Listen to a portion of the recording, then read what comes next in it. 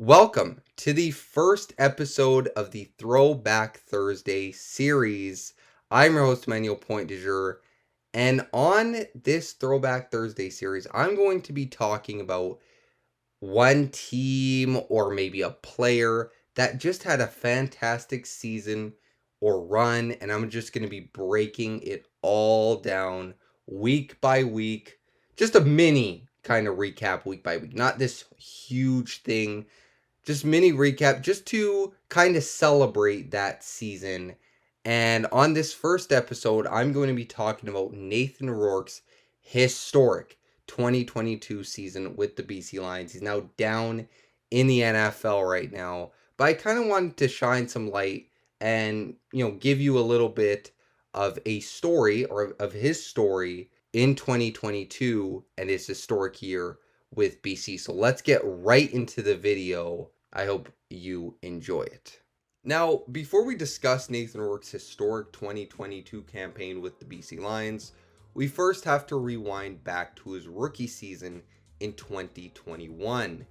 And he didn't have many memorable moments in his rookie year, but the biggest one probably came in week 1 against Saskatchewan, albeit in a loss, where Michael Riley, then the starting quarterback of BC, was dealing with an elbow issue through training camp and then the week prior to week 1. And Riley did start that game, but Rourke would replace him only after one drive because of that injury. And I think it was bothering him, even though he did come back to start the second half, and we'll get to that a bit later. Rourke would struggle. He would struggle early in the game. He had some 2-and-outs, and he even threw a pick 6 in the first half. The Lions were down by as many as 23 points at halftime. But he would show poise, especially late in that fourth quarter, as I said, when Riley, who came back to start the second half and played most of it, went out again. It was time for Rourke to shine, and he nearly did. He nearly led the Lions on a 10-point comeback with 2 minutes and 36 seconds left to go, until an interception would put any chances of a miracle to bed late in the ballgame. He would show some flashes that night and when he got chances to play late in the season, but I bet nobody could have anticipated what was coming just a year later. It's fair to say Rourke had a couple games under his belt in the CFL, but for the most part, he was still a mystery. And with the aforementioned Michael Riley announcing his retirement that upcoming off-season, it was clear Rourke would get the keys to the car in Vancouver. Week 1 of the 2022 season would see BC face a new look Edmonton Elks squad under new head coach and general manager Chris Jones. But unfortunately for Jones, who was probably hoping for a warm welcome back to the head coaching ranks after 4 years since his last head coaching position in Saskatchewan in 2018, was instead thrown into the Lions' den and basically left out there to dry. Now, I know that may sound like an exaggeration. However, with how Nathan Rourke and Lions running back James Butler were just dismantling the Edmonton secondary, it may not be that crazy to say. It ended up being a 44-point drubbing of the Elks at BC Place in week 1. Yes, you heard me. 59-15 was the eventual final score, as Rourke would put on a show in his first game as a full-time starter, completing a remarkable 26 of 29 passes for 282 yards and 3 touchdowns, to go along with an extra 2 rushing touchdowns thrown into the mix.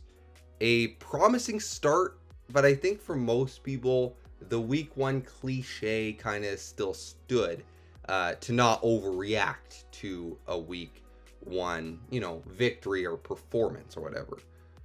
Well, we learned very quickly that was not a fluke, because in week 3, after a week 2 bye, the Lions would clash with the Toronto Argonauts, and a formidable team that just added linebacker Wynton McManus and all-star running back Andrew Harris from Winnipeg to the fold that prior offseason.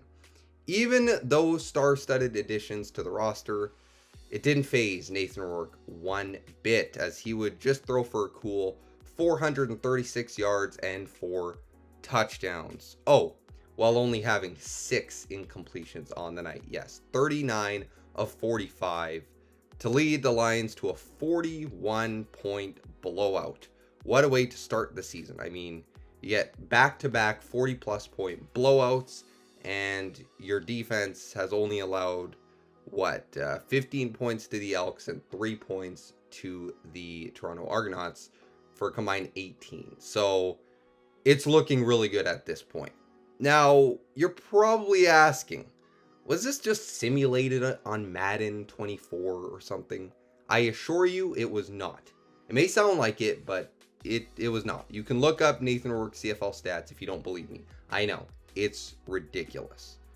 Okay, so now we are on to week 4. And Rourke's stat line sits at near 88% completion percentage, 718 passing yards, 7 touchdown passes, and 0 interceptions. Not too shabby for the second-year quarterback. But he would kind of come back down to earth in week 4 when he had 2 interceptions thrown against Ottawa, but he still had over 350 yards, 2 touchdowns, and only 7 incompletions. So if you want to count that as coming back down to earth, I guess so. And BC would avoid a late surge by Ottawa, winning the game 34-31 to improve to 3-0 on the young season. Now, after 4 weeks and 2 blowout victories, Nathan Rourke and the BC Lions were about to face their toughest test to date. A matchup with the back-to-back Grey Cup champions, Winnipeg Blue Bombers. A battle of the undefeated early in the season. And it was the first bump in the road for Rourke, as he would throw 2 interceptions, and Collaros and the Bombers would take a 21-0 lead after the first quarter and really never looked back, winning the game by a commanding 21 points. And then they had a bye in week 5, and they would get back on track in week 6 when they faced the Hamilton Tiger Cats in a low-scoring victory, 17-12. But Rourke's interception tally would keep going up, climbing to 6 in just the last 3 games after throwing 0 in the first 2. Maybe a bad trend, but the good news was that he would throw 7 touchdown passes in the same amount of time. For week 8, it was back to a familiar place, a place where Rourke got his first taste of CFL action at Mosaic Stadium in Regina. You could call this a revenge game for Rourke, as he would finish with a super efficient 27 of 33 passing for 336 yards and 2 touchdowns as the Lions defeated the Riders 32-17. Now, what if I told you that we haven't even gotten to Rourke's best game of the season yet? Yes, that's right. He saved his best performance in a game against the lowly 2-6 Elks. And his last great performance was probably against the Elks in the first week of the season. I would bet Chris Jones must not be a fan of Nathan Rourke, as he would once again just torch the Edmonton secondary. This time putting up 46 points and throwing for a whopping 477 yards and 5 touchdowns while only missing on 3 passes, going 34 of 37. That absurd 91.9 completion percentage would earn him the 3rd highest completion percentage in a game with a minimum of 20 attempts in CFL history. He's only behind Ricky Ray, who holds the number 1 and 2 spot. I would say that's pretty good company to be in. A 4-game winning streak, though, was on the line when BC visited McMahon Stadium in a Week 10 showdown against the Calgary Stampeders. After being down 9 with just over 3 minutes to go in the game and a 3rd and 9 looming, possibly with the game on the line, Rourke dropped back and threw a dart to Brian Birdham right in between two Stampeders defenders to convert and get the clutch first down. This would ignite a storybook comeback as BC would get the touchdown on that drive and the Lions defense forcing the Stamps to punt with 1:22 left, setting up what could be a game-winning drive for Rourke and the Lions. But they would be starting at their own 6-yard line, but only needing a field goal to win. After getting up to midfield, Rourke would then connect with Lucky Whitehead for a 32-yard strike, yet again threading the needle and ending up being the pass that would complete the comeback, as kicker Sean White would make a 25-yard field goal to walk it off for the Lions, 41-40. It honestly seemed like nothing could stop this BC Lions team.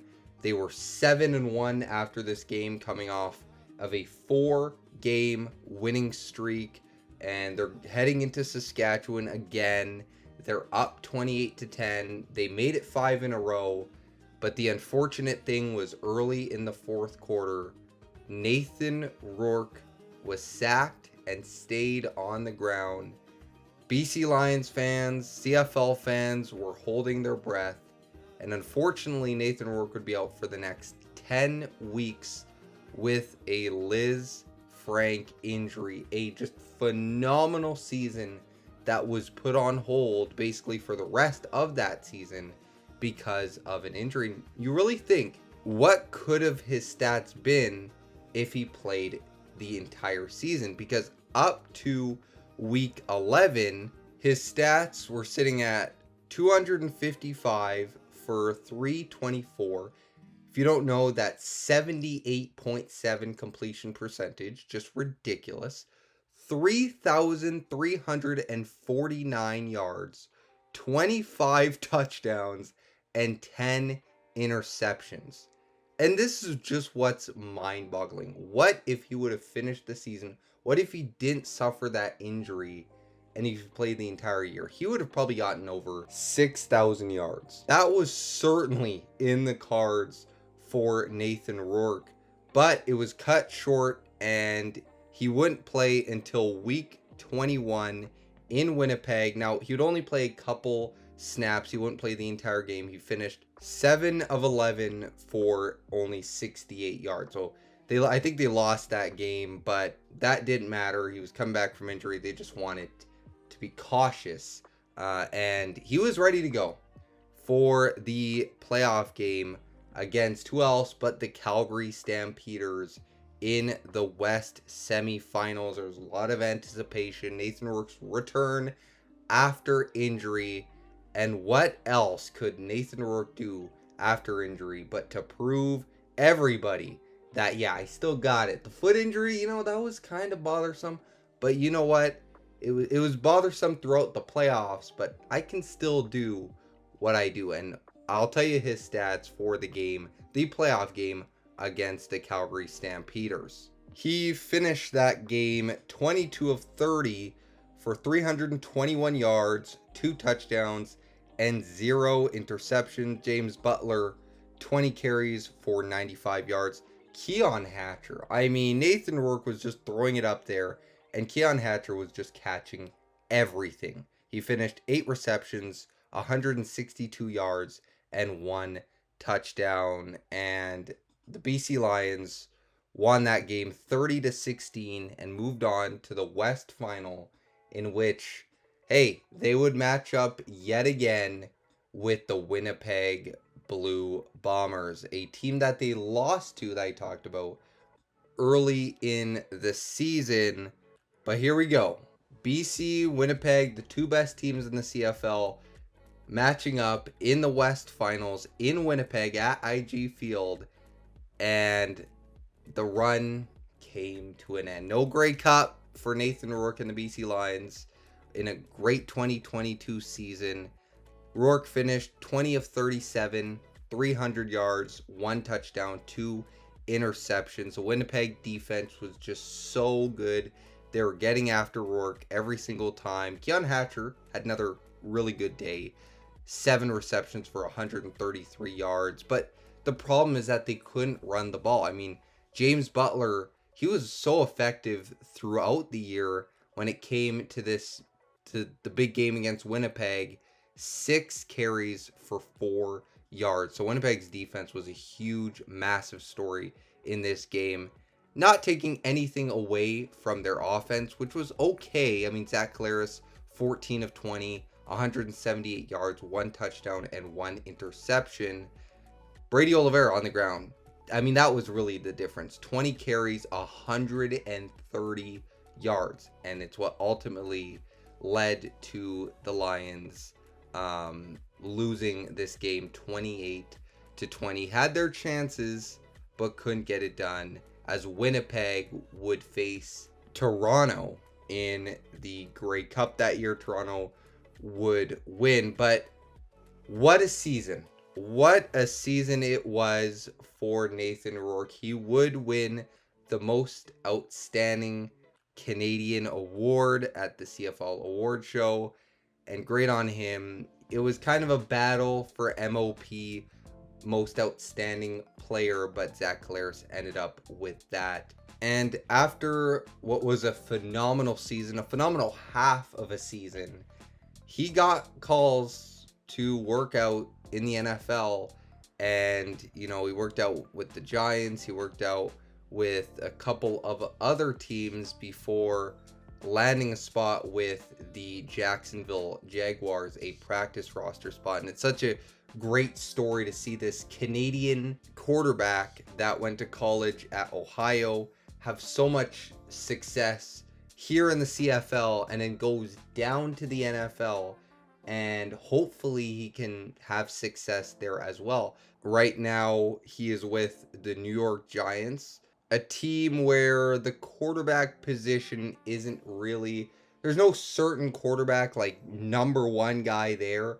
So hopefully Nathan can, you know, fight for a starting job there. And that would be very cool to see a Canadian quarterback start for an NFL team. But that will do it for this episode of the Throwback Thursday series, the first episode. Let me know any ideas that you want to see for the second episode of the Throwback Thursday series.